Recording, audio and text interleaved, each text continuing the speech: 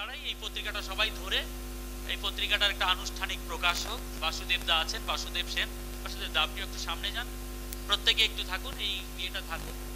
সুনিতাকে একটু এদিন, এক একজন কয়েকটা ধরুন, এক একটা একটা করে ধরুন। আমি তো আছি।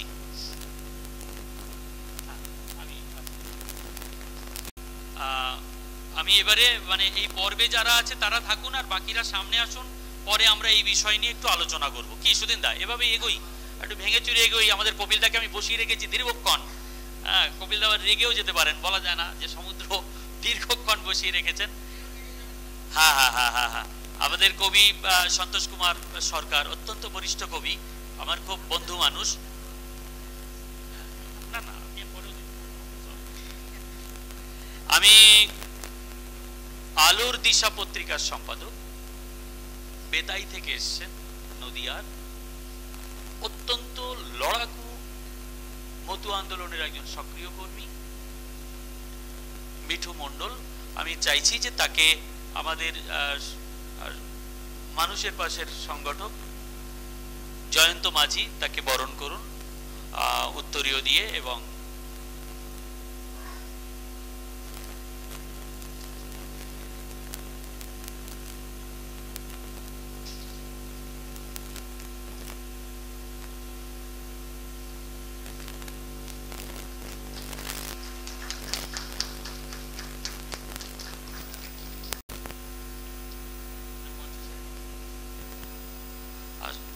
আমি মাইক তুলে দিচ্ছি এই পর্বের সভামুখ মিঠু মণ্ডল। ধন্যবাদ।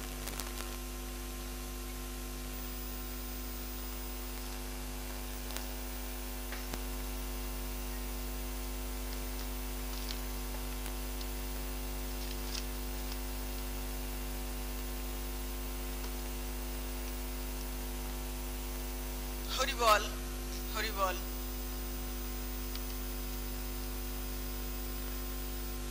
ষষ্ঠ পর্বে আগে যারা এখানে বললেন তাদের কাছ থেকে যে কথাগুলো শুনলাম খুব ভালো লেগেছে। সেই পরিপ্রেক্ষিতেই আমি দু একটি কথা বলবো। তার আগে মানুষের পাশে সংগঠন যে সাংস্কৃতিক অনুষ্ঠান যারা আয়োজন করেছেন তাদের এবং উপস্থিত সমস্ত গুণীজনদের আমি জানাই আমি আমার সশ্রদ্ধ প্রণাম। এখানে মাতৃগণকে যে পরিমাণ মূল্য দেয়া হয়েছে সেটা আমাদের চরম পাওয়া। মানুষের পাশে অনুষ্ঠানের এটাই সবথেকে বড় পাওনা আমাদের কাছে। আমি সুদূর বেতাই থেকে এসেছি।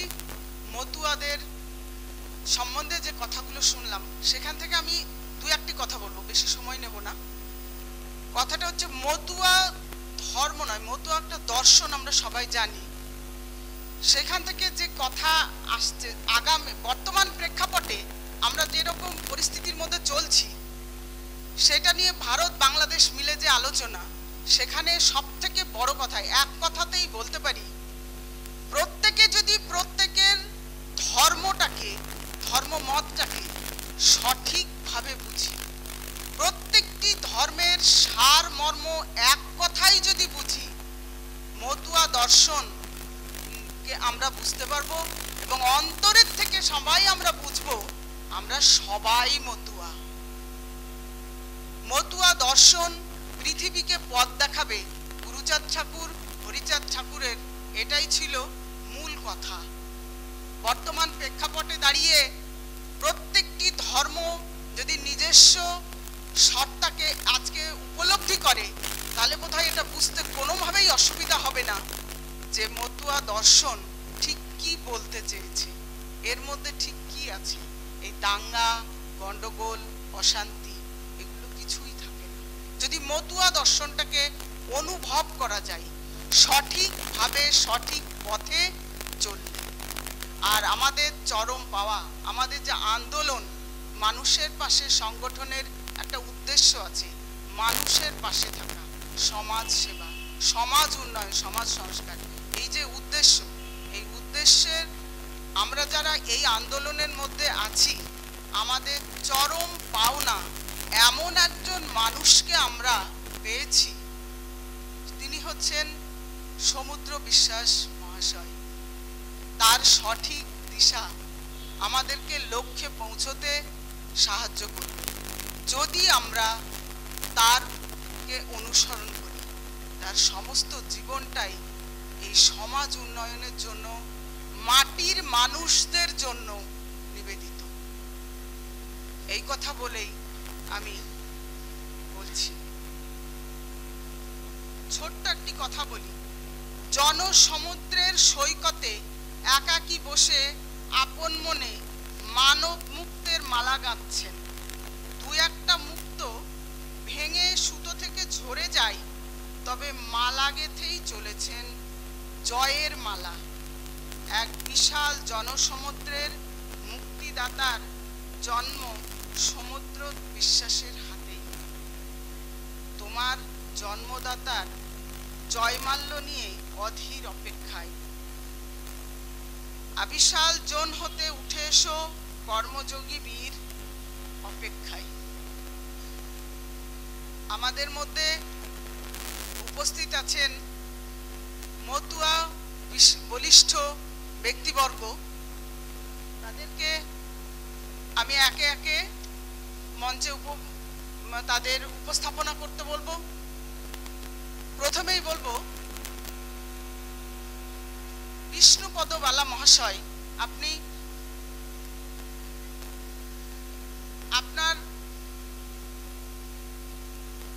মঞ্চে আসবেন।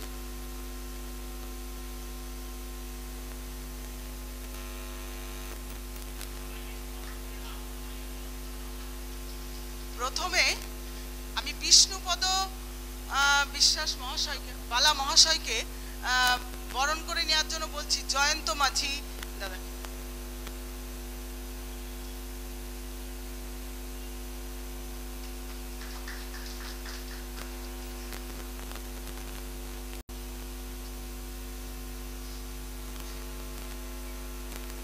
ভবানী শঙ্কর রায় মহাশয়কে বরণ করে নিচ্ছেন জয়ন্ত মাঝি।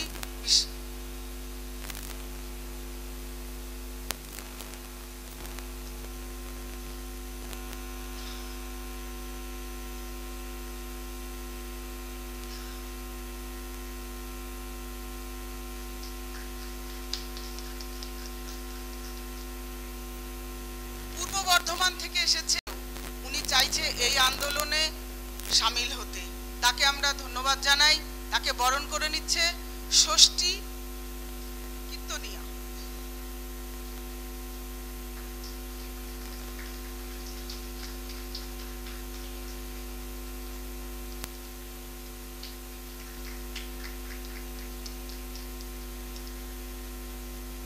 আমাদের মধ্যে উপস্থিত আছে সফলানন্দ হালদার মহাশয়। তাকে বরণ করে নিচ্ছেন ষষ্ঠী কীর্তনিয়া।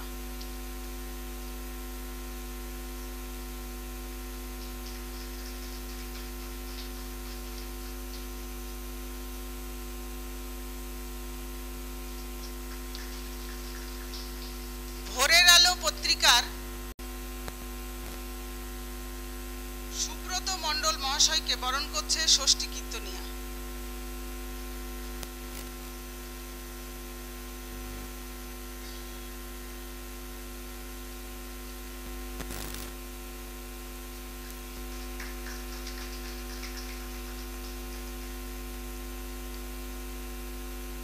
এবার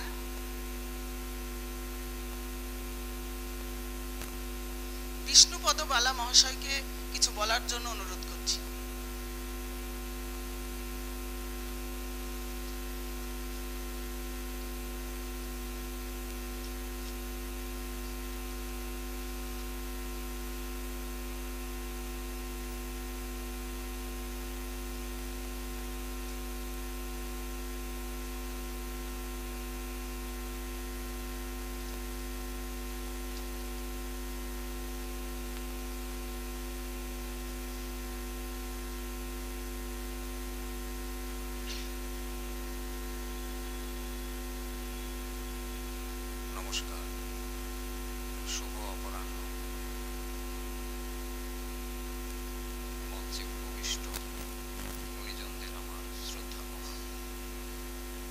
মঞ্চের সম্মুখে উপবিষ্ট সকল গুণীজন, কবি, সাহিত্যিক, শিল্পী বন্ধুদের আমার আন্তরিক অভিনন্দন, প্রীতি, শুভেচ্ছা এবং ভালোবাসা জ্ঞাপন করছি।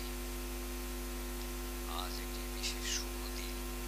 এই অর্থে 15ই ডিসেম্বর দুর্গানগর দি ফ্রেন্ডস মিশনে আসতে পেরে, বিশেষ করে আমার বন্ধু, দীর্ঘ 30 বছরের পুরনো বন্ধু সমুদ্র বিশ্বাসের ডাকে আসতে পেরে এবং মানুষের পাশে আসতে পেরে নিজেকে বড় ধন্য মনে করছি। নিজেকে একটু মানুষ মানুষ মনে হচ্ছে। তো আমাকে বলতে বলা হয়েছিল একটা বিষয়ের উপরে, আমি কিন্তু বক্তা নই, একটা কঠিন সাবজেক্টের উপরে বলতে বলা হয়েছিল। তো সেটি আসলে সময় খুব কম, অনেকে এখানে বক্তা আছেন, প্রত্যেককে সময় করে দিতে হবে, সুযোগ করে দিতে হবে।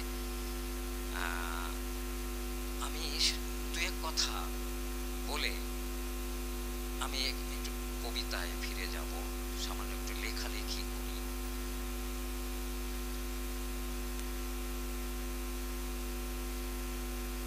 পুণ্যভূমি এই ভারতবর্ষ,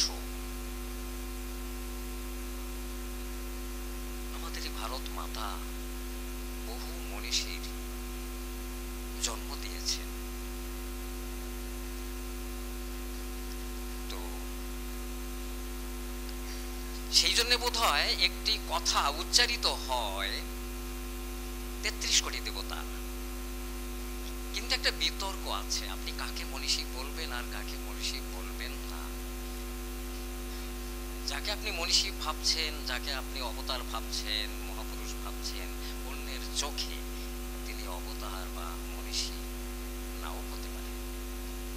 আপনি যেখানে মাথা ঠুকছেন, কায়মনোবাক্যে প্রার্থনা করছেন, দু ফোঁটা চোখের জল ফেলছে অন্যের চোখে, সেটি একটি পাথর খণ্ড মাত্র।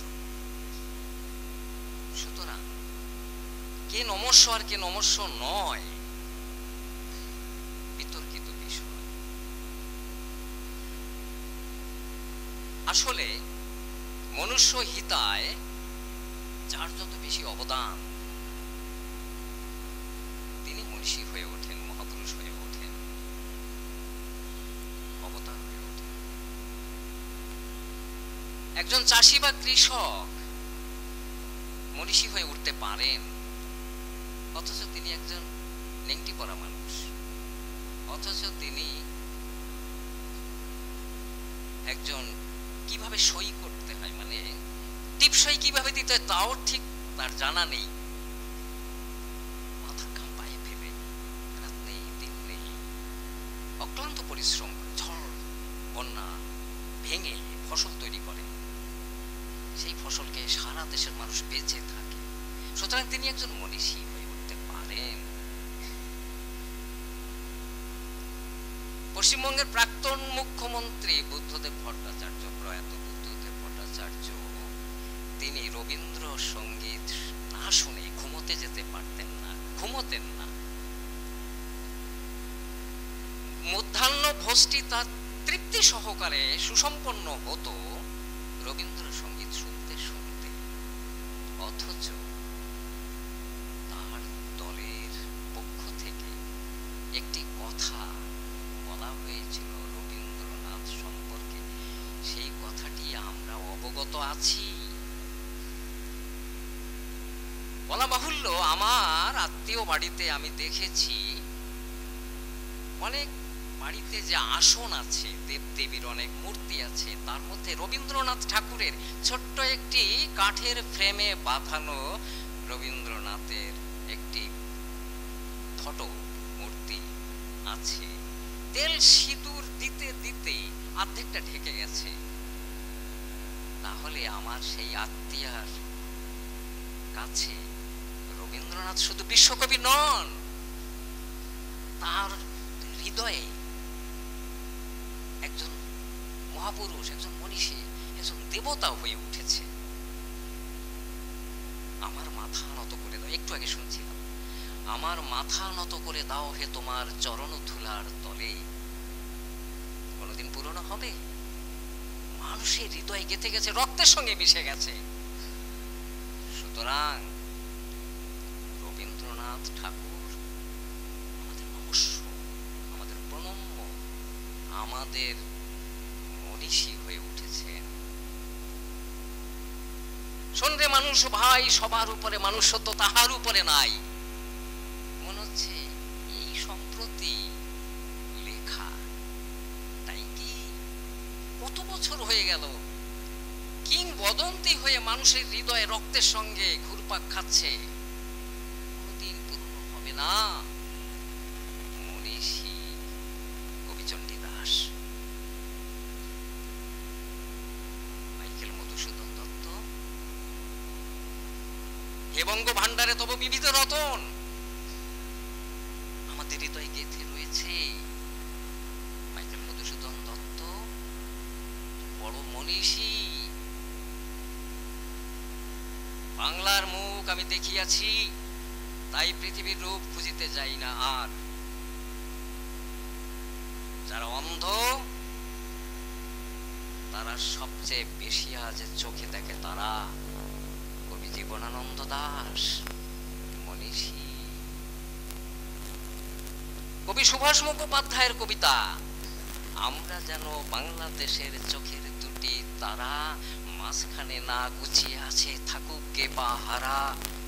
দুয়ারে খিল টান দিয়ে তাই খুলে দেখি জানলা, এপারে যে বাংলাদেশ, ওপারে সেই বাংলা। কি প্রাসঙ্গিক এই মুহূর্তে! কবি সুভাষ মুখোপাধ্যায় আমার কাছে মনীষী। সুতরাং সেদিক থেকে আজকে দেখুন, খাও বা না খাও, ছেলে মেয়ে স্কুলে পাঠাও, খাও বা না খাও তাতে কোনো দুঃখ নাই, ছেলে মেয়ে স্কুলে পড়াও, এই আমি চাই। ঠাকুর গুরুচাঁদ, ঠাকুর হরিচাঁদ আমাদের কাছে প্রণম্য, আমাদের কাছে আমাদের কাণ্ডারি, আমাদের ভগবান। আজকে শতকোটি প্রণাম তাকে জানাই। সুতরাং আমি আর কথা বাড়াবো না। তো এদিক থেকে দেখা যায় আজকে আমি একটা কথা বলি শেষ করব।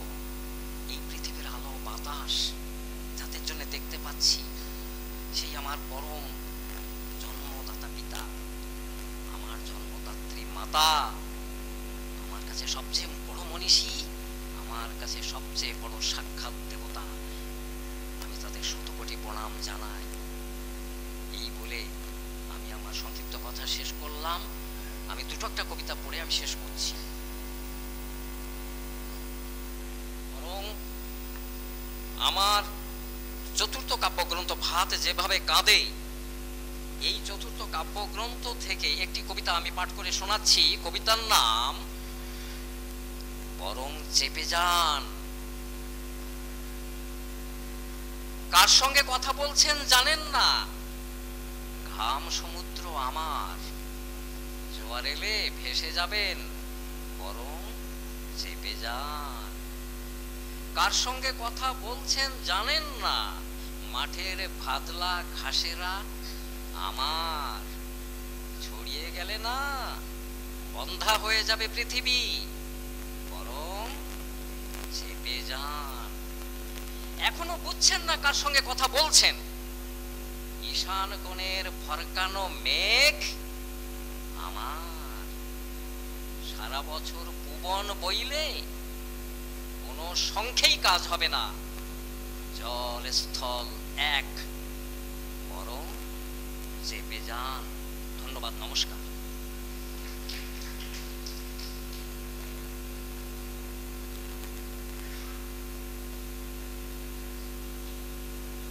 ধন্যবাদ বিষ্ণুদাকে। এবার ভবানী শঙ্কর রায়, মতুয়া বলিষ্ঠ সৈনিক ভবানী শঙ্কর রায়কে কিছু বলার জন্য অনুরোধ করছি।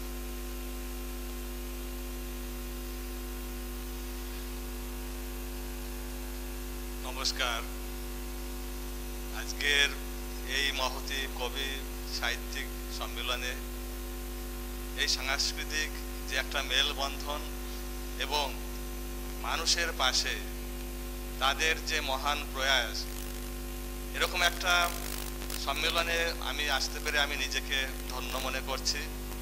কেননা আজকে এখানে দেখলাম প্রথম থেকেই বিভিন্ন আঙ্গিকে, বিভিন্ন স্তরের, বিভিন্ন পর্যায়ের, বিভিন্ন জনসমাজের মানুষ আজকে এই মহতী সাহিত্য সম্মেলনে তারা অংশগ্রহণ করেছেন। তাদের সেই মূল্যবান বক্তব্য শুনতে পেয়েছি। এরকমই একটা সমাজ, এরকমই একটা সভ্যতা, সংস্কৃতি, এটাই চেয়েছিলেন আমাদের ঠাকুর হরিচাঁদ গুরুচাঁদ। এবং যে সমাজের মানুষের কোনো মানুষ রূপে স্বীকৃতি ছিল না, আজকে আমরা এখানে সাহিত্যের কথা বলছি, আমরা যারা আজকে সাহিত্যিক বলে পরিচয় দিচ্ছি, আমরা সবাই প্রতিষ্ঠিত সমাজের মানুষ। কিন্তু এক সময়ে এই পিছিয়ে পড়া সমাজের মানুষের যারা সাহিত্য সৃষ্টি করেছিলেন, কবি রসরাজ তারকচন্দ্র সরকার, শ্রীমৎ অশ্বিনী সরকার, শ্রীমৎ বিচরণ পাগল, কবি মহানন্দ হালদার, এরকম অসংখ্য কবি সাহিত্যিক, তাদের কথা আমরা জানি, যারা কেউ সেই গামছা পরা অবস্থায় নৌকা পাওয়ার ঢঙে সেই রৌদ্রে পুড়ে তাদের যে জীবন সংগ্রামের মাঝে কঠোর পরিশ্রমের মধ্য দিয়ে তারা একটা বিরাট, একটা বিপুল সাহিত্য সম্ভার আমাদের দিয়ে গেছেন। আজকে আমাদের সারা ভারতবর্ষে, সারা বাংলাদেশে, বিশ্বের বহু প্রান্তে তাদের সেই মহান সাহিত্যের কথাই আমরা বলি আওড়াচ্ছি। আমরা শ্রী শ্রী হরিলীলামৃতের কথা আমরা বলছি, কথায় কথায় আমরা গুরুচাঁদ চরিত্রের কথা আমরা বলছি, আমরা হরিসঙ্গীতের কথা বলছি। কিন্তু তাদের যে স্রষ্টা সেই শ্রীমৎ তারক সরকার, তাদের যে স্রষ্টা শ্রীমৎ মহানন্দ হালদার, তাদের যে স্রষ্টা কবি রসরাজ তারকচন্দ্র সরকার, শ্রীমৎ অশ্বিনী সরকার, তাদের যে জীবনধারা, সেইটা আমরা কজন তাদের আমরা খোঁজ নিয়েছি। আজকে যে মতুয়া, যে সাহিত্য বলে আজকে আমরা যেটাকে দাবি করছি, এটা আমাদের বাংলা সাহিত্যেরই একটা সম্পদ, এটা দলিত সাহিত্যেরই একটা সম্পদ। কারণ সাহিত্য সে কখনো একটা নির্দিষ্ট গণ্ডির মধ্যে আবদ্ধ থাকে না। সাহিত্য হলো অতীতের সঙ্গে বর্তমানের মেলবন্ধন, বর্তমানের সঙ্গে অতীতের মেলবন্ধন, এটাই তো সাহিত্য, সকলকে নিয়ে চলার, সেটাই সাহিত্য। আজকে সেই সাহিত্যের সেই একটা অঙ্গনে আমি এখানে আসতে পেরে আমি সত্যি খুবই আপ্লুত হয়েছি যে এখানে সমাজের বিভিন্ন স্তরের মানুষ যারা আজকে আমরা মিলিত হয়ে একই মঞ্চে আমরা সাহিত্যের কথা বলছি। এই যে একটা ইতিবাচক দৃষ্টান্ত, সত্যি এটা আমাদের আরো বেশি বেশি করে আমাদের প্রতিটা প্রান্তে প্রান্তে এই প্রয়াসকে এগিয়ে নিয়ে যাওয়া দরকার। তাহলেই হয়তো আমাদের মধ্যে যে সংকীর্ণতা, আমাদের মধ্যে যে আত্মম্বরিতা, এই যে বিষয়গুলো আস্তে আস্তে এগুলো দূরীভূত হবে। তখন আমরা ভাবতে পারবো, হ্যাঁ, সেই জেলে সম্প্রদায় তারক সরকার তিনিও একজন কবি, বিশ্বকবি রবীন্দ্রনাথ ঠাকুর তিনিও একজন কবি। যে অশ্বিনী সরকার, যিনি ছেঁড়া গামছা পরে ছেঁড়া গায়ে তিনি একটা মহান সৃষ্টি তিনি আমাদের উপহার দিয়ে গেছেন, শ্রী শ্রী হরিসঙ্গীত। আজকে যে সঙ্গীতের উপরে বিশ্বের বিভিন্ন বিশ্ববিদ্যালয়, মহাবিদ্যালয়, সেখানে আজকে গবেষণা হচ্ছে।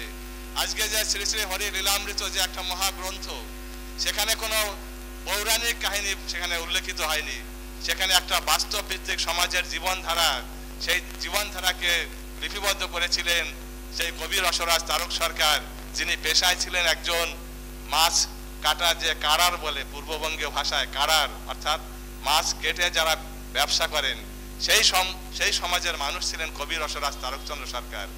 যে তারক সরকারের যে মহান যে গ্রন্থ শ্রী শ্রী হরি লীলামৃত, সেইটাকে আজকে বিশ্ববিদ্যালয়ের পাঠ্যসূচির অন্তর্ভুক্ত হয়েছে, বা বিভিন্ন বিশ্ববিদ্যালয়ে আজকে অধ্যাপকদের গবেষণায় তার যে কৃতিত্ব সেইটা আজকে বিশ্বে আজকে উন্মোচিত হচ্ছে।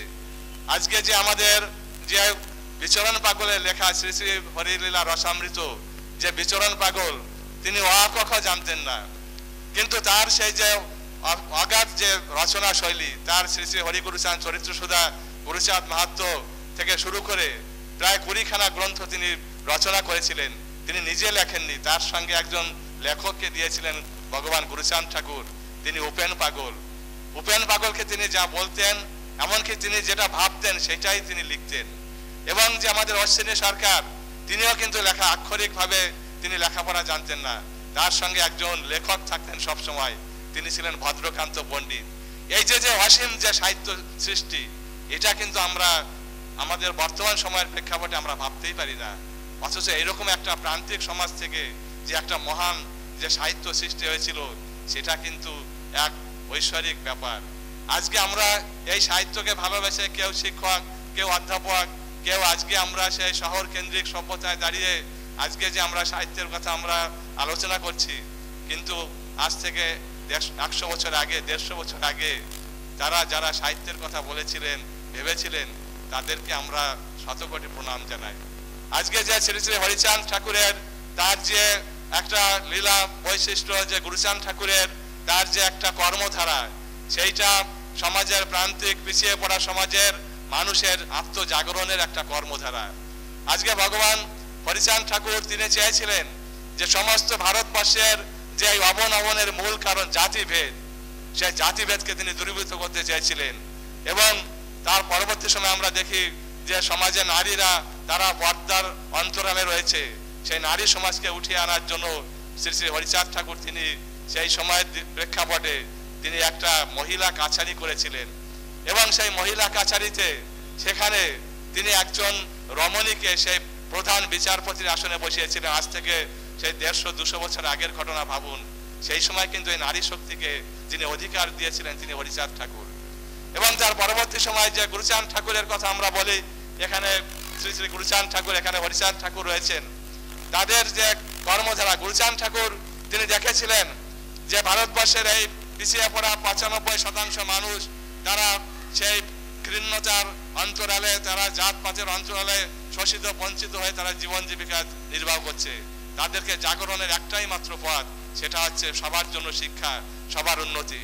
আজকে যে আমরা ভারতবর্ষে আমরা যে সর্বশিক্ষা অভিযান বলছি, সেই সর্বশিক্ষা অভিযান কিন্তু শুরু করেছিলেন ভগবান গুরুচাঁদ ঠাকুর।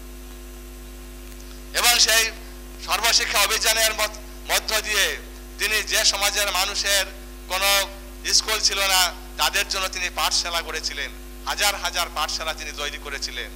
এবং তিনি বলেছিলেন, খাও বা না খাও তাতে দুঃখ নেই, ছেলে মেয়ে শিক্ষা দাও এই আমি চাই। এবং তিনি বলেছিলেন, ছেলে মেয়ে দিতে শিক্ষা, প্রয়োজনে করবে ভিক্ষা। এত বড় একজন উদাত্ত আহ্বান শিক্ষার জন্য, তিনিও তো একজন বড় মাপের সাহিত্যিক ছিলেন। কেননা ভগবান গুরুচাঁদ ঠাকুর তিনি সেই সময়ে দাঁড়িয়ে তিনি বিভিন্ন গ্রন্থ তিনি অধ্যয়ন করতেন। এবং তিনি তার নিজের উদ্যোগে তিনি সেই 1909 সালে তিনি সেই ওরাকান্দি থেকে একটা পত্রিকা বের করেছিলেন, যে পত্রিকার সম্পাদক ছিলেন আদিত্য চৌধুরী। সেই পত্রিকার মধ্য দিয়ে তিনি সেই সময়ে তিনি সমস্ত মানুষের কিভাবে আর্থিক উন্নতি হবে, কিভাবে সামাজিক উন্নতি হবে, কিভাবে তার জাগরণ ঘটবে, সেই জাগরণের বার্তা তিনি পৌঁছে দিয়েছিলেন ওই সেই পত্রিকার মধ্য দিয়ে, নমশূদ্র সুরিত পত্রিকায়। এইভাবেই তো সমাজের তারা জাগরণ ঘটিয়েছিলেন। আজকে আমাদের সেই মানুষের পাশে থেকে আজকে আমাদের মানুষের কথা ভাবতে পারলেই তাহলে আজকে আমাদের সমুদ্রদার এই মহান প্রয়াস আজকে সার্থক হবে। আসুন আমরা সমস্ত বিভেদ ভুলে, সমস্ত জাতি বর্ণ নির্বিশেষে আমরা এই মানুষের পাশে দাঁড়ানোর এই প্রতিষ্ঠায় আমরা এগিয়ে চলি। এই বলে আমি আমার সংক্ষিপ্ত বক্তব্য শেষ করছি। এবার সবশেষে আমি আমার ছোট্ট একটা কবিতা আমি একটু আপনাদের পাঠ করে শোনাচ্ছি। আমি যে কবিতাটা এখানে লিখেছি, এটাই আমাদের সেই শ্রী শ্রী হরি লীলামৃত মহাগ্রন্থকে কেন্দ্র করেই। এই কবিতাটার নাম শ্রী শ্রী হরি লীলামৃত দর্শন। মহাবিশ্বের মহাকবি মহর্ষি তারক, তোমার হাতের লেখনী ধারা অমৃত পুষ্পক। দলিত পতিত মহাভারতের তুমি প্রথম গুরু, হরি লীলামৃত মহাগ্রন্থের তুমি কল্পতরু। ভারত ভাগবত রামায়ণ যত গ্রন্থ আগমন, কোথাও তো নেই দলিত ভারতের প্রতিনিধি কোনো জন। 100 কোটি পতিত মানবের তুমি শ্রেষ্ঠ গুণী, দায়িত্ব তুমি রচিলে গ্রন্থ হরিদর্শন খনি। বেদ পুরাণ আর ভাগবত দর্শন মন্থন করি যত, রচিলে শেষে মধুর মাধুরী শ্রীহরি লীলামৃত। শ্রীহরির ছিলে লীলা সহচর, শ্রীহরির তোতা পাখি, লৌকিক আর অলৌকিকের তুমি লীলা লীলাদর্শী। গোলক লোচন, হীরামন বদন, দশরথ, মৃত্যুঞ্জয়, যেখানে তারা করত খেলা হরিপ্রেম বন্যায়। আজি হতে 100 বর্ষ আগে প্রকাশিলে মহাগ্রন্থ, শ্রী গুরুচাঁদ করপরশে গোপাল চাঁদের অর্থ। কত বিপত্তি কত বন্ধন লঙ্ঘন করি শেষে, প্রকাশিতে তা কলকাতা গেলে শাস্ত্র প্রচার প্রেসে। শ্রী হরিবর সরকার যিনি কবির চূড়ামণি, তার প্রয়াসে 1323 প্রকাশিল দিনমণি। বিশ্ব মানবে তার গুণগানে মাতোয়ারা মতুয়ারা, হরি প্রেমের তুফান সাগরে হরি পাগল পারা। লীলামৃতের পাতায় পাতায় কোটি মুক্তা হাসে, ধর্ম অর্থ কাম মোক্ষ সকল ফলই ফলে। বিশ্ব মানবের মিলন মেলায় বিশ্ব মানবতা, বিজ্ঞান ও যুক্তি নির্ভর সার্বজনীনতা। আধ্যাত্ম জাগতিকবাদের সমন্বয়ের ধর্ম, শ্রী হরিচাঁদ লীলাদর্শের এটাই মূল মর্ম। জয় হরিচাঁদ, জয় গুরুচাঁদ, জয় সমস্ত বিশ্ব মানবতাবাদী মানুষের জয়।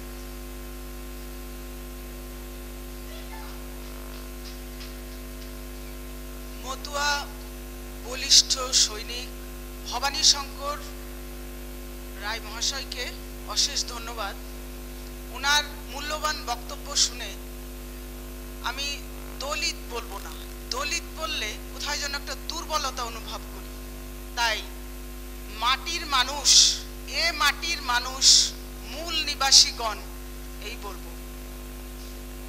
তারা ওনার মূল্যবান বক্তব্যে সমৃদ্ধ হলো এবং সংগ্রাম এগিয়ে নিয়ে যাওয়ার প্রেরণা পেলাম বোধহয়।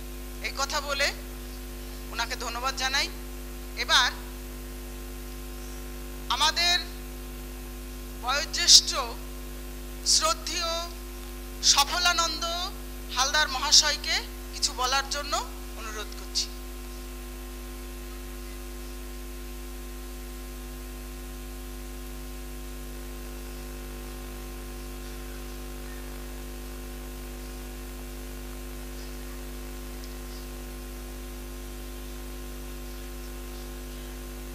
নমস্কার। মানুষের পাশে সংগঠনের ডাকে এখানে আসতে পেরে নিজেকে একটু মানুষ মানুষ মনে হচ্ছে। এই মানুষের পরিচয় তো আমাদের কেউ দেয়নি।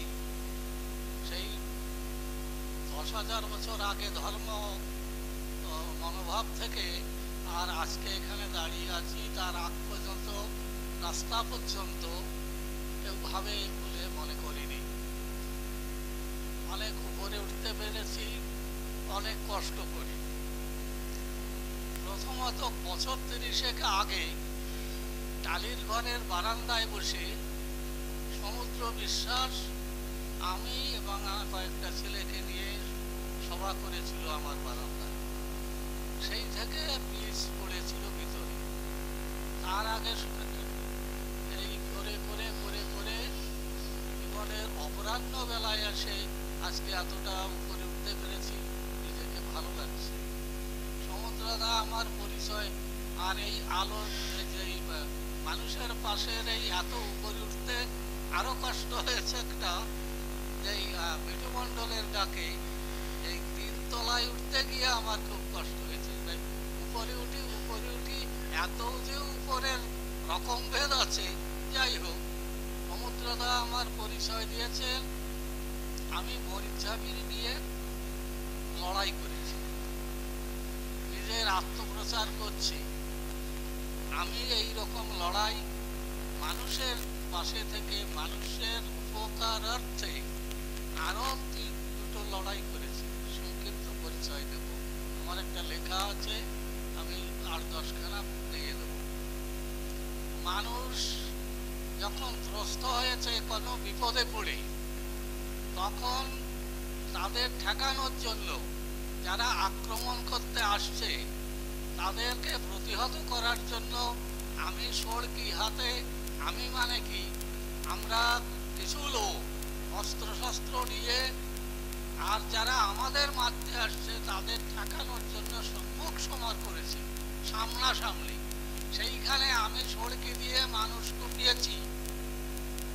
সেই একটা যুদ্ধ করে বেঁচে আছি। বিস্তারিত ডিটেলটা সমক্ষে বলা যায় না, আলাদা করে বলা যাবে। আর একবার এরকমই অবস্থা, একদল মারতে আসছে আর একদল প্রাণ ভয়ে পলাচ্ছে, আমি পালানোর দলে। তার মধ্যে সম্পদ, টাকা পয়সা, সোনা দানা লুটপাট হচ্ছে। অল্প বয়সী মেয়ে বউদের কেড়ে নিয়ে যাচ্ছে। এই যে একটা ডামাডোলের যুদ্ধ, আমি সেখানে ছিলাম। আমি একটা মেয়েকে বাঁচাতে গিয়ে আমার মাথায় 3টে রামদায়ের কোপ এখনো আছে, চিহ্ন বড় বড় লম্বা লম্বা। সেই করে মেয়েটাকে রক্ষা করেছি, আমি বেঁচে আছি।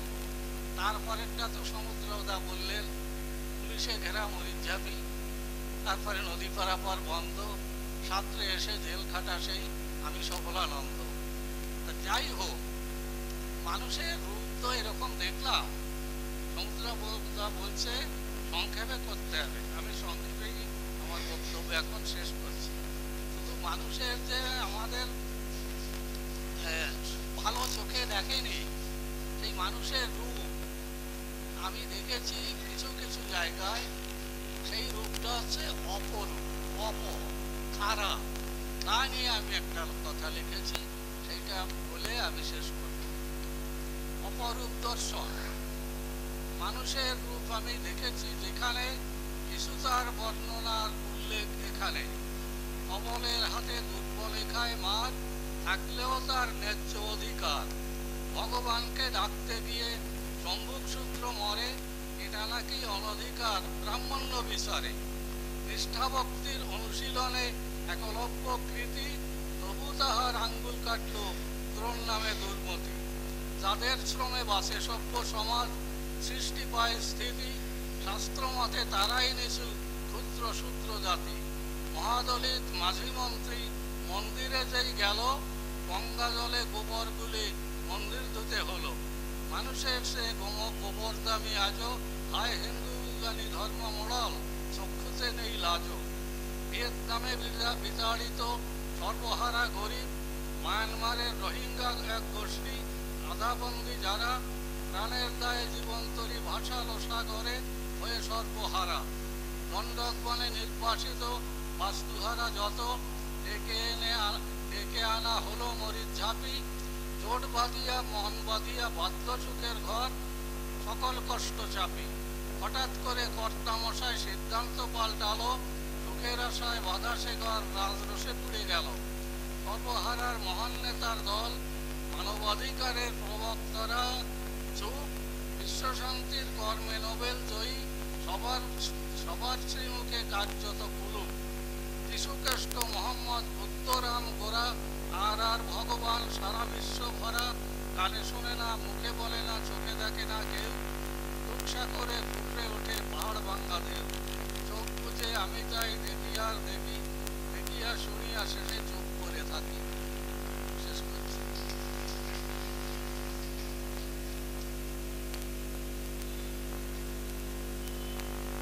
দাদাকে অশেষ ধন্যবাদ।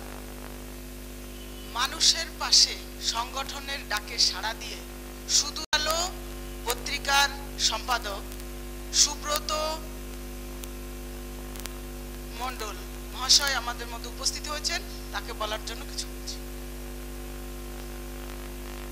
যথাযোগ্য স্থানে জানাই আমার জয় হরিবল। এই মানুষ মানুষের পাশেই দাঁড়ায়, সে দেশে হোক আর বিদেশে হোক।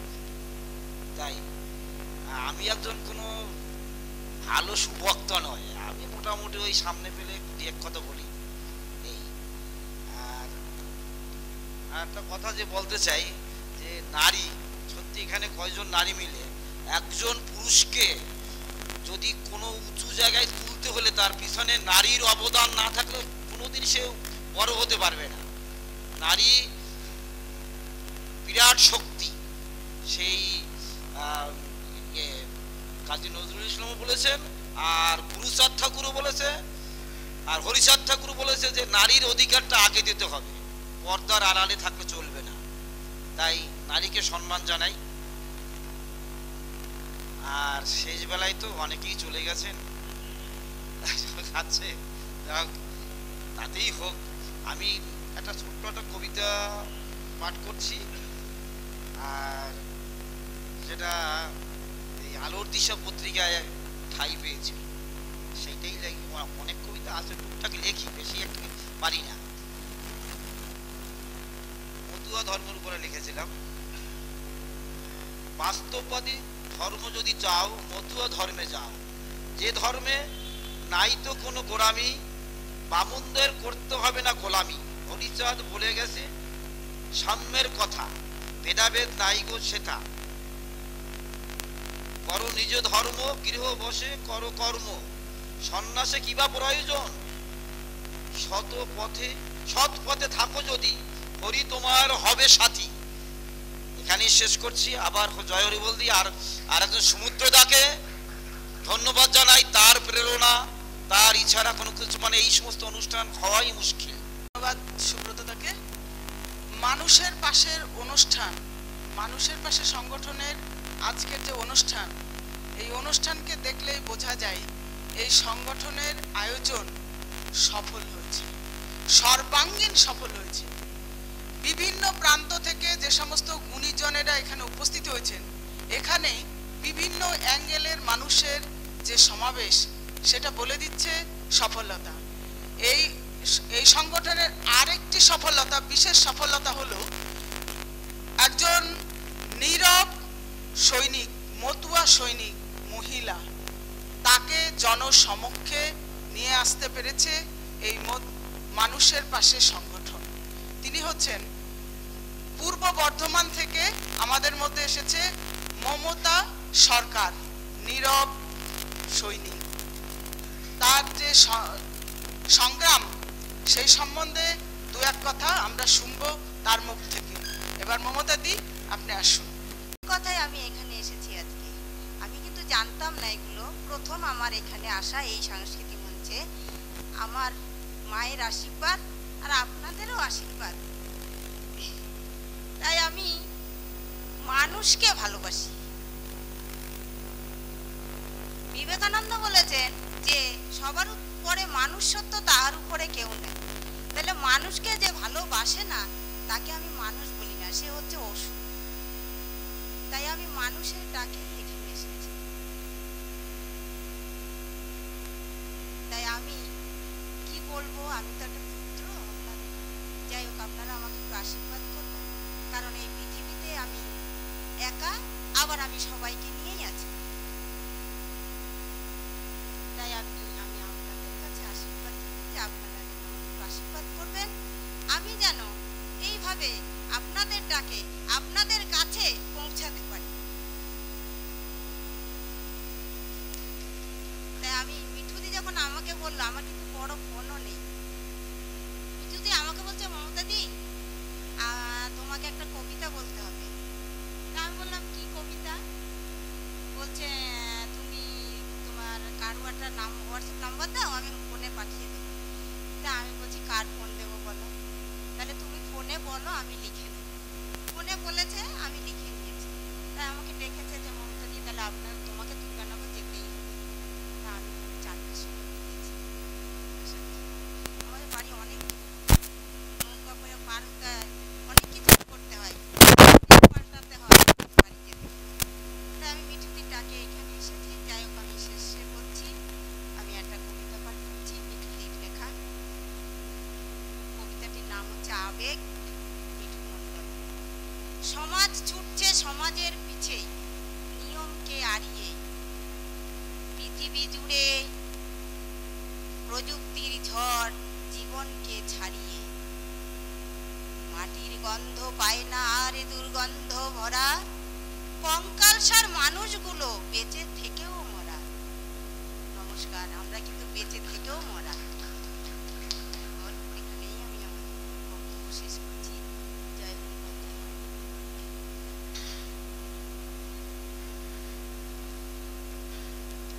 মমতা দি, আপনাকে ধন্যবাদ। এবার আমি আমার একটি ছোট্ট কবিতা বলবো। আমরা তো সবাই কালো লাইন পড়ি, কালো অক্ষরগুলো সাদা পৃষ্ঠার উপরে কালো কালো অক্ষর থাকে, সেগুলো পড়ি। কিন্তু দুটো কালো লাইনের মাঝখানে একটি সাদা লাইন থাকে। সেই সাদা লাইনটা পড়তে পারি না বলেই বোধহয় বোধহয় এত দ্বন্দ্ব, এত অশান্তি। তাই আমার কবিতার মধ্যে সেরকমই কিছু বলার চেষ্টা করেছি, ভুল ত্রুটি হলে মার্জনা করবেন। আমার কবিতার নাম আমার হুদিস পেলাম কই। মিঠু মণ্ডল।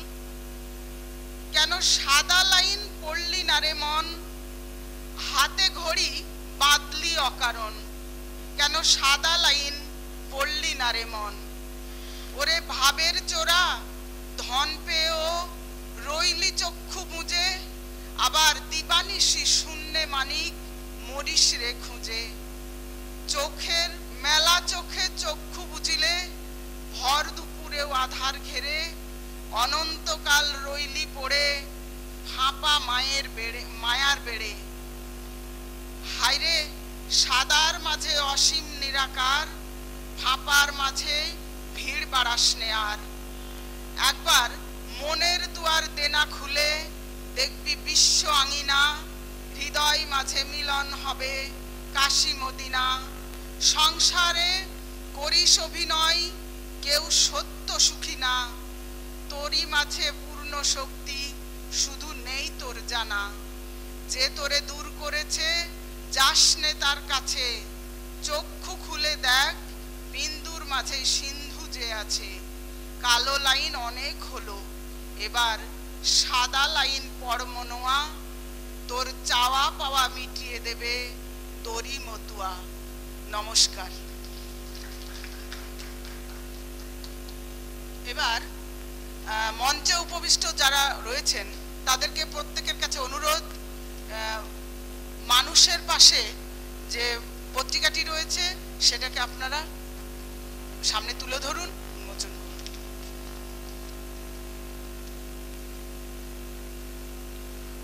আসলে 18টি রাজ্য, পশ্চিমবঙ্গ এবং বাংলাদেশ এবং বাংলার বাইরে যে সকল বাঙালিরা আছেন, বিশেষ করে এই মুভমেন্টের জন্য 33টা দেশ, আপনারা এইখানে এইভাবে যা করছেন, যা বলছেন, এটা কিন্তু একটি আন্দোলনের বার্তা। এত মানুষে কিন্তু দেখবে, এই রেকর্ড করা ওরকমই। এই বাকিরা বলে না তা বলছি না, কিন্তু এরা খুবই স্পষ্ট, খুবই মানবিকভাবে বলেন। আজকের আপনারাও তার অংশীদার, আপনারাও তাই বলেন বলে ধন্যবাদ। এবারের পর্বে আমি যাদেরকে মঞ্চে ডাকছি, তুহিনা হক সভামুখ, এবং আমি মঞ্চে ডাকছি গৌতম হালদার,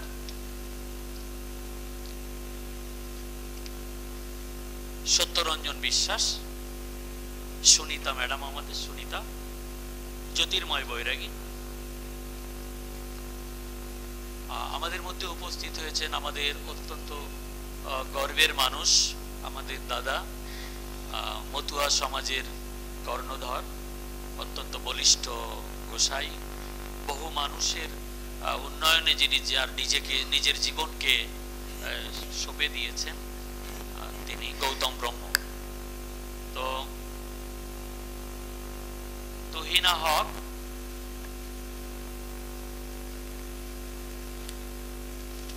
অষ্টম পর্ব চলছে আমাদের। অষ্টম পর্ব মানে আমাদের ইতিমধ্যে 77 জন আমাদের অংশগ্রহণ করেছেন এ পর্যন্ত। তো যাদের খুব খিদে পেয়েছে তারা নিচে খেয়ে নেবেন, ঠিক আছে? খাওয়াটা চলছে আর এখানেও চলছে। তুহিনা হক, আমি তুহিনা হককে আমি মাইক ছেড়ে দিচ্ছি। তার আগে তুহিনাকে বরণ করে নিচ্ছেন সংগঠনের অন্যতম কর্মী আমাদের কৃষ্ণচন্দ্র বর্মন। কৃষ্ণচন্দ্র বর্মন। নানান সমাজের মানুষই এখানে এভাবে যুক্ত হয়ে আছেন। সত্যরঞ্জন বিশ্বাস, আপনি মঞ্চে আসুন। গৌতম হালদার, আপনি মঞ্চে আসুন। হ্যাঁ, মঞ্চে তো আসুন। আর যারা আছেন পরে আমি দেখে নিচ্ছি। শুধু আমি দেখছি কি যে আসলে পর্বগুলো যেভাবে হচ্ছে, বিশ্বজিৎ নেই বলে সপ্তমের কিছু রেখে দিয়েছি। তো আমি ছেড়ে দিচ্ছি, তোমার দুজনকে আমি যোগ করেছি, গৌতম হালদার আর হচ্ছে বরণ করে নিচ্ছেন কৃষ্ণচন্দ্র বর্মন, মানুষের পাশে সংগঠনে। দাও, গলায় দিয়ে দাও। হ্যাঁ, দিদিভাইকে দিয়ে দাও। ধন্যবাদ। সবাইকে ওপরে আসার কথা বলতে হবে। কেউ যদি থাকো তাহলে নিচে গিয়ে বলতে হবে এই কথাটা, যে নিচে যারা রয়েছেন খাওয়া হয়ে গেলেই ওপরে চলে আসুন। ছেড়ে দিলাম, ঠিক আছে?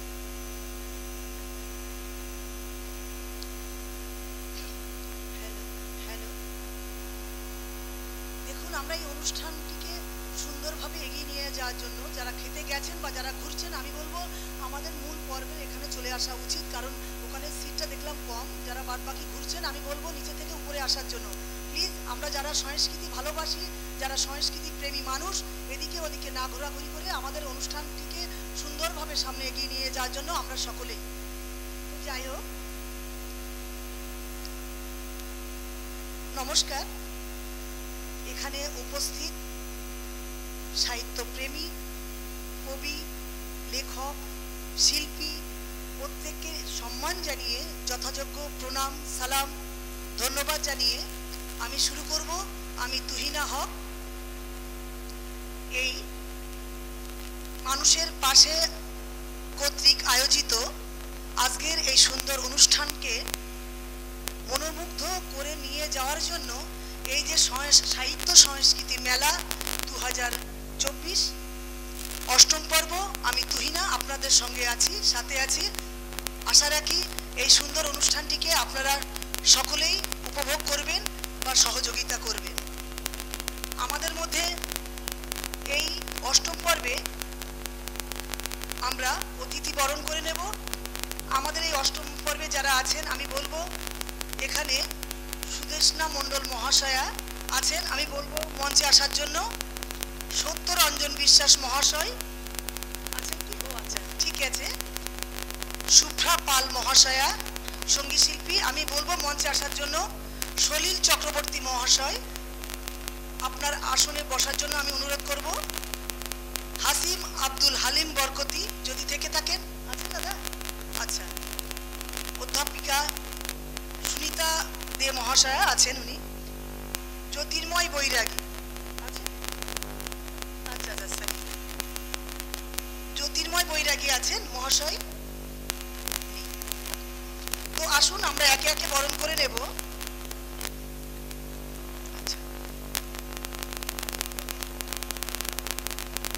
তো উত্তরে দিয়ে বরণ করে নিচ্ছেন আমাদের মধ্যে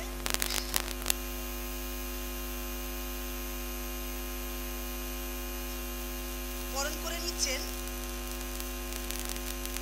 ষষ্ঠী কীর্তনিয়া মহাশয়, আমাদের অধ্যাপিকা সুনিতা দে মহাশয়।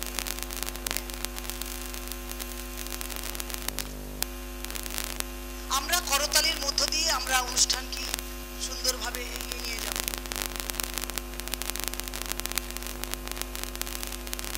শুভ্রা পাল মহাশয়াকে আমরা উত্তরই দিয়েও বরণ করে নেব এবং দিয়ে বরণ করে নেব। নিচ্ছেন আমাদের জয়ন্ত বাবু আছেন, উনি বরণ করে নিচ্ছেন।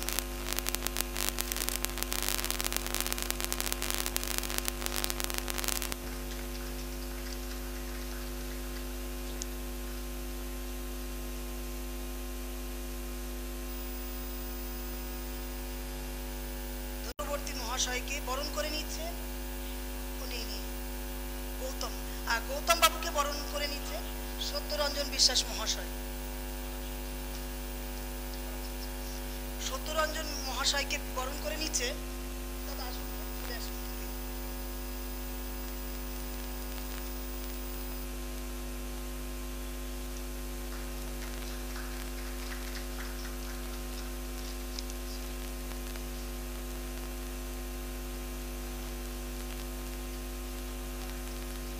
গৌতম হালদার মহাশয়কে বরণ করে নিচ্ছেন আমাদের আর একজন সাহিত্যপ্রেমী দাদা।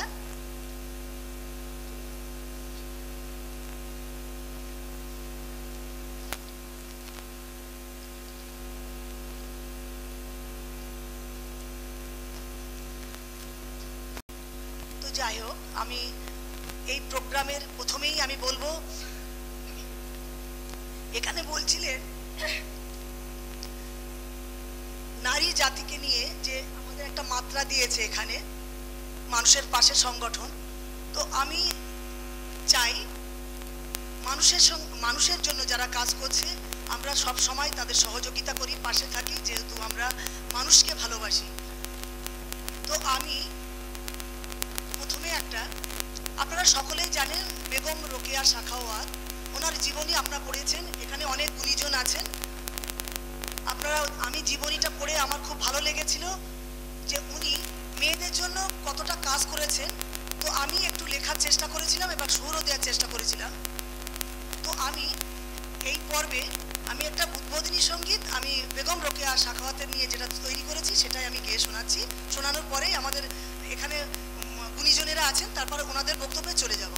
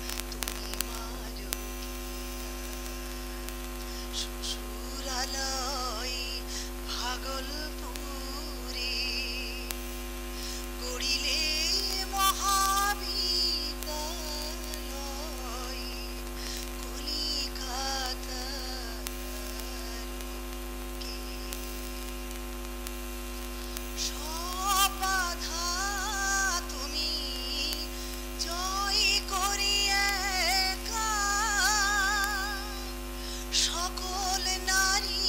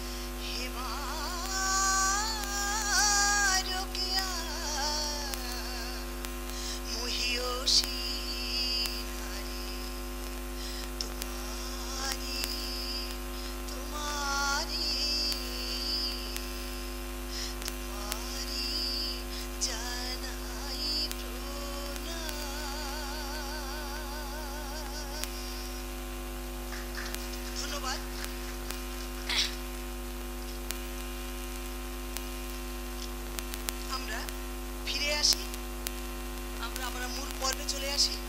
তো আমাদের মধ্যে যে সকল গুণীজনরা উপস্থিত আছেন আমরা তাদের বক্তব্য, সঙ্গীত, কথা শুনব। তো আমি প্রথমে ডেকে নিচ্ছি সত্যরঞ্জন বিশ্বাস মহাশয়। সত্যরঞ্জন বিশ্বাস মহাশয়কে, উনি স্বরচিত কবিতা পাঠ করবেন। নিয়মিত উনি লেখালেখি করেন, আমি ওনার বলার জন্য অনুরোধ করছি।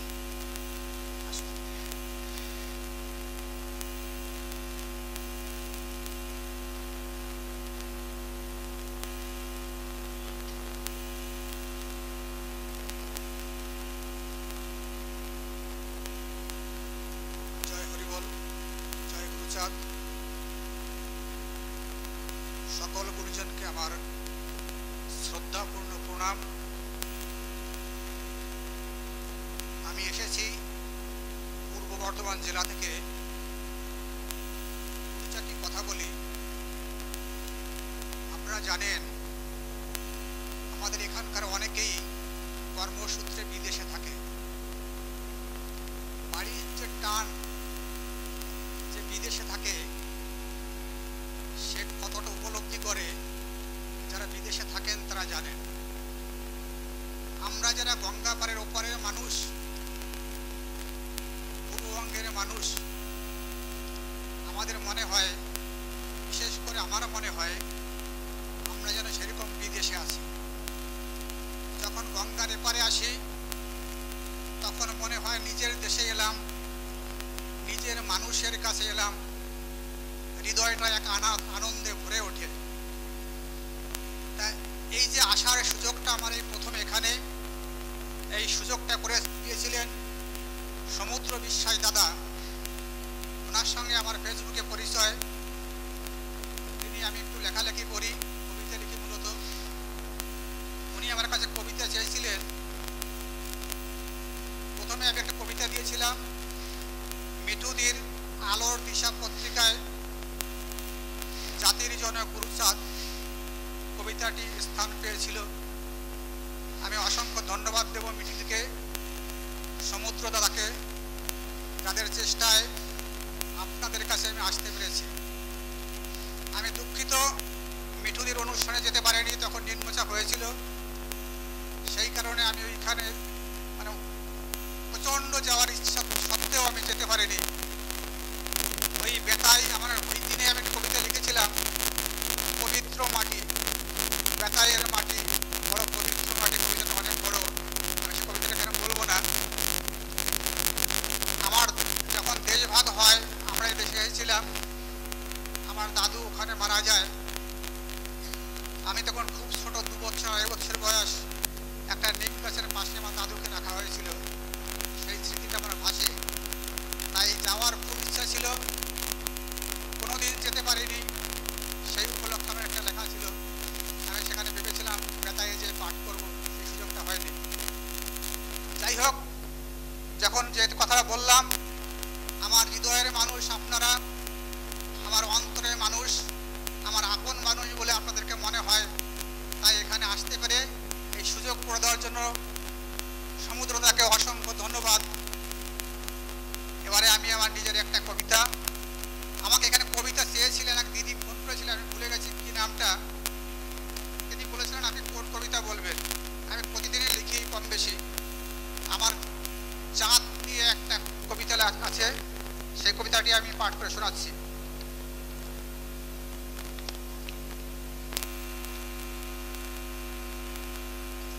এই যে জাত ব্যবস্থা কি ভয়াবহ দিকের আছে, অনেকের জীবনের প্রতিফলন আছে, তারা জানেন। আমারও এক নির্মম ঘটনার পরিপ্রেক্ষিতে আমি কবিতাটা লিখেছিলাম। জাত, সত্যরঞ্জন বিশ্বাস। উঁচু জাত বলে যেজন সমাজে বাজালো জয় ডঙ্কা, মানুষের মাঝে পড়িস কিনা মনে বড় মোর সংখ্যা। যে গুণ থাকলে মানুষের মাঝে মানুষের গন্ধ পাই, অনেক খুঁজেছি অহংকারীদের মানুষের গন্ধ নাই। পরিচয় যাহার উঁচু জাত, কর্ম যাহার নিচু, সভ্য সমাজ কোনোদিন তাদের যাবে না পিছু পিছু। মানুষকে যারা ভাগ করলি ছোট জাত উঁচু জাত বলে, অনেক বেড়েছে পাপের বোঝা, পাপ এখন তোদের পিছে চলে। বিশ্বের যত মহান ধর্মে কর্মগুণে হয় বড়, অহংকারীদের ঘৃণার ধর্ম জাত দিয়ে হয় শুরু। সন্ধ্যে পাপিষ্ট সৈন্যরাধম, উঁচু জাত অনেক পরে, দেখেছিস ভেবে আছিস কোথায়, করিস কি মানুষের ঘরে। অন্ধ হয়ে আছিস তোরা, ফুটলে জ্ঞানের আলো, সবার উপরে মানুষ সত্য, বুঝবি সেদিন ভালো। মানুষের মাঝে থাকেন আমার ওই না দয়াল সাই, উঁচু জাত নয় সবার আগে মানুষ হতে চাই। নমস্কার।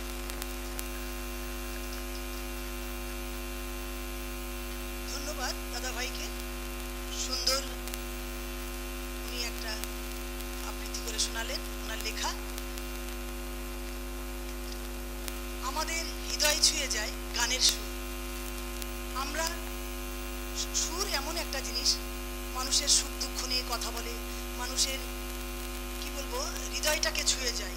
তো আমরা একটু সঙ্গীতের মধ্যে চলে যাব। আমাদের মধ্যে সঙ্গীত শিল্পী উপস্থিত আছেন শুভ্রা পাল মহাশয়া। উনি শুধু গান নয়, উনি মাঝে মধ্যে কবিতা, নাটক ইত্যাদি লিখে থাকেন। তো আমরা ওনার সঙ্গীতে চলে যাব। আসুন, আপনার সঙ্গীত পরিবেশনের জন্য আমি অনুরোধ করছি। আসুন।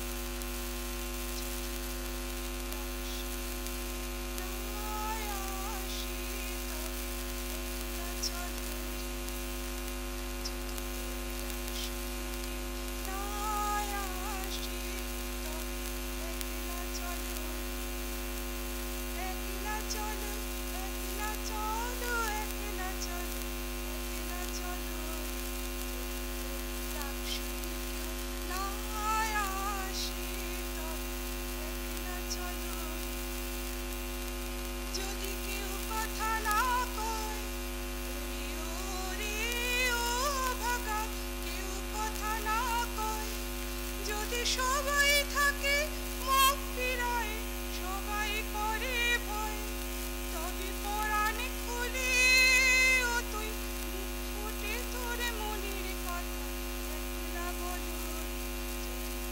ডাক শুনে কেউ না আসে তবে একলা চলো। ডাক শুনে কেউ না আসে তবে একলা চলো। যদি সবাই ফিরে যায়, ওরে ও অভাগা সবাই ফিরে যায়। যদি গহন পথে যাবার কালে কেউ ফিরে না চায়, যদি গহন পথে যাবার কালে কেউ ফিরে না চায়, তবে পথের কাটায় ও তুই রক্ত মাখা চরণ তলে একলা দল। না আসে তবে একলা চলো। যদি আলো না ধরে, ওরে ও বাগা আলো না ধরে, যদি ঝড় বাদলে আধার রাতে দুয়ার দেয় করে, যদি ঝড় বাদলে আধার রাতে দুয়ার দেয় ঘরে, তবে বজ্রা নলে ও তুই আপন বুকের পাজর জ্বালিয়ে দিলি একলা জলো। ডাক শুনে কেউ না আসে তবে একলা চলো রে। একলা চলো, একলা চলো, একলা চলো, একলা চলো রে। ডাক শুনে কেউ না আসে তবে একলা চলো।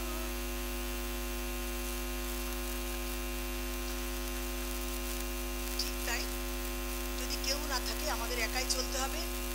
যখন আপনি চলতে থাকবেন দেখবেন আপনার পাশে সবাই এসে দাঁড়াবে। আমরা একা নই, আমাদের সঙ্গে আরো সবাই আছে। তো যাই হোক, সুন্দর গান শোনালেন আমাদের মধ্যে দিদিভাই। আমরা কিছুক্ষণ হারিয়ে গিয়েছিলাম। তো আমরা আমাদের মধ্যে উপস্থিত আছেন সমাজ আন্দোলনের একজন বিশিষ্ট কর্মী গৌতম হালদার মহাশয়। আমি ওনাকে মূল্যবান বক্তব্য ওনার মুখ দিয়ে শুনবো, আমরা সেই অপেক্ষায়। আসুন আপনি আপনার বক্তব্য শোনান।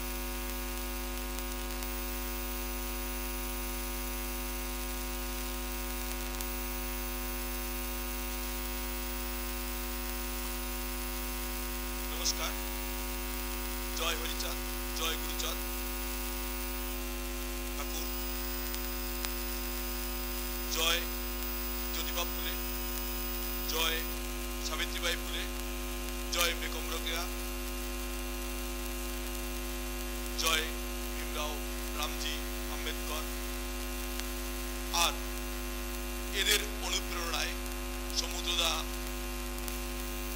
রামপ্রসাদ দ্বারা যে অর্গানাইজেশন আজকে গড়ে তুলেছেন, অর্থাৎ মানুষের পাশে, সেই মানুষের পাশের অর্গানাইজেশনকে বা সংগঠনকে, সংগঠন আগামীতে আরো আরো বড় হোক সেই কামনা করছি। আসলে আমরা বিভিন্নজন বিভিন্ন দিক থেকে এখানে এসেছি, তার মধ্যে আপনারা সবাই নিজ নিজ ক্ষেত্রে প্রতিষ্ঠিত। কেউ সাহিত্য রচনা করেন, কেউ কবিতা, কেউ গান, বিভিন্ন জন। আমি ভীষণভাবেই সাদামাটা, আমি লোহা কাটা মানুষ। অর্থাৎ আমি যে কারখানায় কাজ করি সেখানে লোহা কাটা, আমি লোহা কাটা শ্রমিক। কিন্তু দাদারা ডেকেছে, দাদাদের অনুষ্ঠান দেখতে এসেছি। এই মঞ্চ শেয়ার করার কথা আমার নয়, বা মঞ্চ শেয়ার করার অভিজ্ঞতা আমার নেই, তবুও দাদারা ডেকেছে, এসেছি। দাদারা উঠতে বলেছে, উঠেছি। তো সেই প্রসঙ্গে দু একটা কথা অবশ্যই বলা উচিত বলে আমি মনে করি। আজকের সমাজের যা আমাদের চাহিদা রয়েছে, সেই চাহিদার পরিপ্রেক্ষিতে আমরা আজকের সমাজে যদি বলি বিপ্লব, যে কোনো দেশে যে কোনো বিপ্লব সংগঠিত হয়েছে না হয়েছে, কোনো বিপ্লব যদি সফলতা পেয়ে থাকে সেটা এই আজকে যারা এখানে মিলিত হয়েছেন, অর্থাৎ সাহিত্যিক, বুদ্ধিজীবী, কবি, এই যে এরা, এই আপনাদের মতো যারা আপনাদের পূর্বসূরি ছিলেন, তাদের অনুপ্রেরণা ছাড়া কোনো বিপ্লব কোনো দেশে সংগঠিত হয়। তাই আগামী দিন যদি আমাদের দেশে বা কোনো দেশে বিপ্লব সংগঠিত হয় এবং সেই বিপ্লব সফলতা অর্জন করতে হয়, তাহলে আপনাদের মতো মানুষের ভূমিকা সবার আগে প্রয়োজন হবে। কারণ বিপ্লবীরা যারা প্রাণ দেবে, তারা রক্ত দিতে পারবে, তারা অনুপ্রেরণা যোগাতে পারবে না, এবং তাদের সেই অনুপ্রেরণা যোগানোর লোক খুব কম থাকে। মাস্টারদা সূর্য সেন সবাই হবে না, নেতাজি সুভাষচন্দ্র বোস সবাই হবে, কিন্তু নেতাজি সুভাষচন্দ্র বোস, মাস্টারদা সূর্য সেনের থেকেও অন্য অবশ্যই নমস্য, কিন্তু তার থেকেও অনেক অনেক সাহিত্য প্রেমিক যারা ছিলেন, বিভিন্ন গান রচনার মধ্য দিয়ে, বিভিন্ন কবি রচনার মধ্য দিয়ে, বিভিন্ন সাহিত্য রচনার মধ্য দিয়ে সংগ্রামীদের, বিভিন্ন সময় সংগ্রামীদের উদ্বুদ্ধ করেছেন। যদি আমরা শরৎচন্দ্র চট্টোপাধ্যায়ের পথের দাবি পড়ি, সেটা পাবো। রবীন্দ্রনাথ সম্পর্কে তো বলার কোনো প্রশ্ন নাই। আমাদের কবি নজরুল ইসলাম সম্পর্কে বিপ্লবী কবি, বিপ্লব সংগঠিত করতে ওরা মাঠে ময়দানে নেমেছে কি না নেমেছে সেটা, কিন্তু বিপ্লবকে সংগঠিত করার জন্য এনাদের ভূমিকা অত্যন্ত শক্তিশালী ছিল। তাই আপনাদের অবদান যুগে যুগে স্বীকৃত হয়েছে, আগামী দিনও হবে, এই বিশ্বাস আমার আছে, এবং আমি ব্যক্তিগতভাবে এই বিশ্বাসে বিশ্বাসী।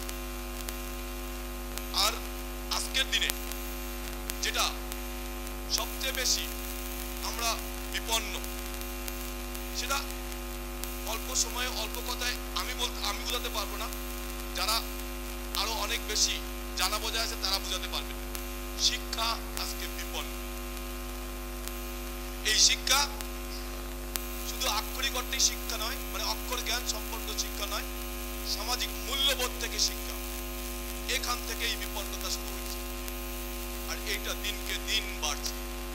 আর সেইখানে আপনাদের ভূমিকা যদি না বাড়ে, তাহলে এই শিক্ষা কিন্তু আরো আরো বিপন্ন হবে। বিপন্ন থেকে বিপন্নতর হয়ে এটা পণ্যে পরিণত হয়েছে। তাই আপনাদের কাছে আমার অনুরোধ, আপনারা যারা এগিয়ে এসছেন এই সাহিত্য মানুষের পাশে যে অর্গানাইজেশন তার ডাকে সাহিত্যিক সংস্কৃতি মেলায় বা সাহিত্য সংস্কৃতি চর্চায় আপনারা আপনাদের চর্চাকে আরো বেশি বাড়াবেন। কারণ সরকার, কোনো সরকারই আপনাদেরকে অনুদান দেবে না। সরকারের পলিসি এমন জায়গায় নিয়ে গেছে, আমি কোনো সরকারকে সমালোচনা করতে চাই না। রাজীব গান্ধী সরকার থেকে আজকের পর্যন্ত সরকার, সেই সরকার কন্টিনিউ, সেন্ট্রাল গভর্নমেন্টের কথা বলছি, সেই সরকার কন্টিনিউ বলছে শিক্ষিত বেকার যেন না বাড়ে।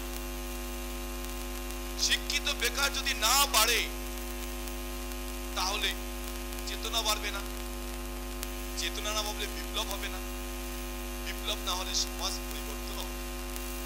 অর্থাৎ আমরা আবার গো ব্যাক টু জঙ্গলে যাব।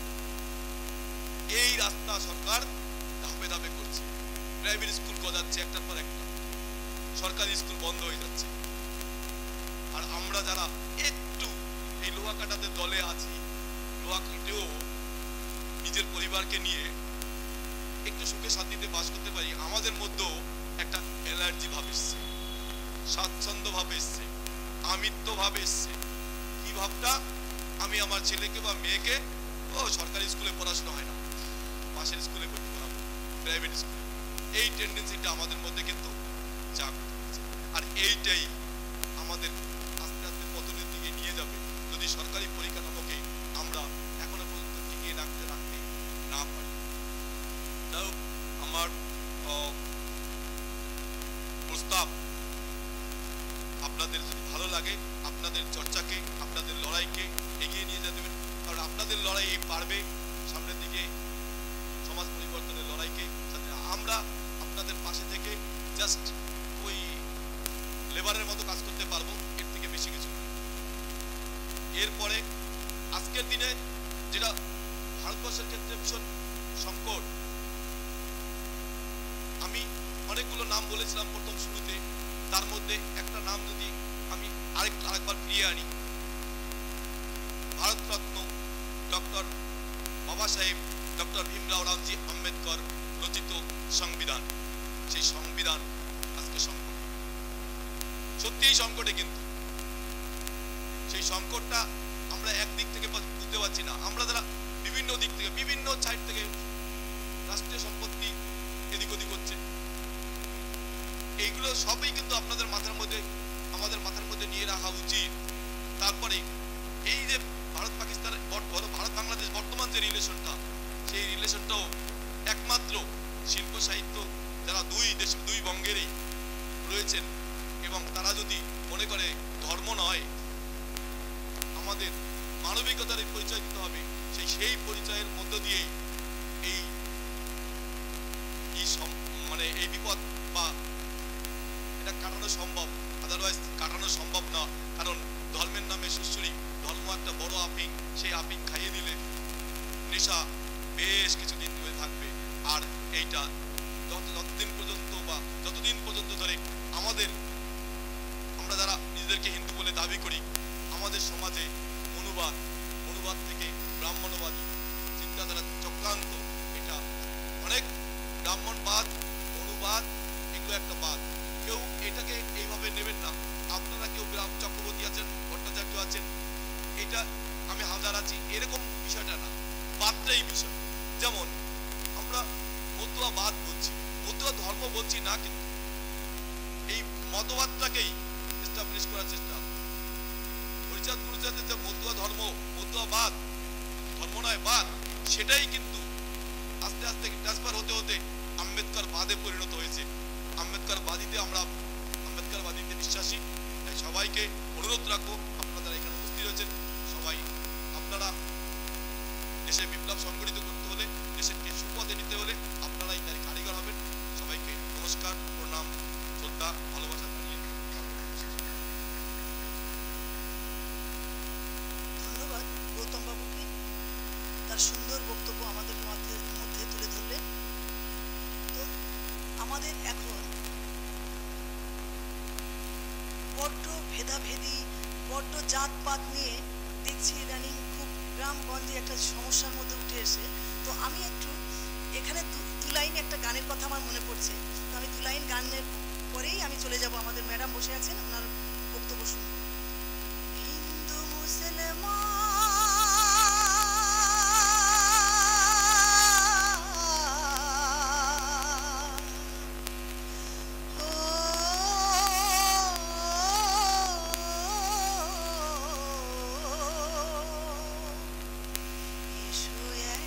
সাথে মোরা চলি, একই কথা বলি, বিভেদের নেই স্থান। হিন্দু মুসলমান, হিন্দু মুসলমান, হিন্দু মুসলমান।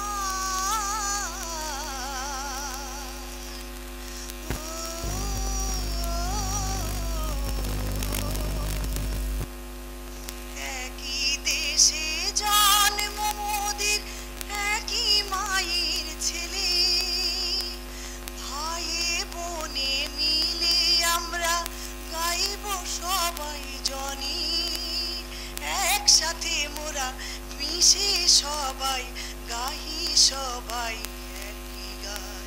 হিন্দু মুসলমান, হিন্দু মুসলমান, এসো একসাথে মোরা চলি, একই কথা বলি, বিভেদের নেই স্থান। হিন্দু মুসলমান, হিন্দু মুসলমান। ধন্যবাদ। আজ সমাজ তথা পৃথিবী থেকে হারিয়ে যাচ্ছে মানবতা, উদারতা, ভালোবাসা। পাল্লা দিয়ে বেড়ে চলেছে হিংসা, ক্ষোভ, লালসা, মারামারি, দাঙ্গা ইত্যাদি। তো আজ দাঁড়িয়ে, এই পরিস্থিতিতে দাঁড়িয়ে সাম্প্রতিক সময়ের যে অস্থিরতা এবং কবিতার কিছু প্রসঙ্গ নিয়ে আমাদের মধ্যে উপস্থিত আছেন অধ্যাপিকা মাননীয়া সুনিতা দে ম্যাডাম। আমরা শুনবো ওনার মূল্যবান বক্তব্য।